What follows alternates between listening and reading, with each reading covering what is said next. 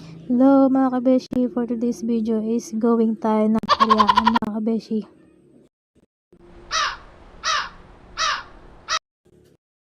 So yun na nga beshi, ang purpose sana natin dito mga kabeshi is paglalaruin natin yung ating mga anak dito sa ating palaruan sa Pariaan. So kasi mga kabeshi, malapit na ang piyesta rito sa ating barangay. So meron ng mga ipinatayong mga ganto-ganto rito. So naiinip nga kami dyan mga kabeshi kasi kami-kami lang.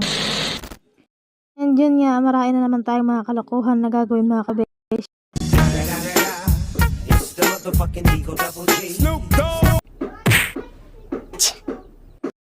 And dyan nga mga kabeshi, busy tayo dyan sa pagtatanim ng bato sa ating card. So wala nga tayong kasama, wala tayong mga kalaban. So nakakainip man pero nakakalipas din ng gabi. So yan nga mga kabeshi, hindi tayo makauwi ng ating bahay kasi nga mga kabeshi is malakas ang ulan. So dito is naglaro-laro muna tayo. Ang isang apat na card dyan mga kabeshi is 5 pesos na. So may sasayahan ka na rin maglaro, kaya lang nakakainip kasi yung taya mo is babalik din sa'yo, kaya lang maliit lang din yung mababawi mong panalo. So ayan nga, nakakainip mga kabeshi. 12 o'clock midnight.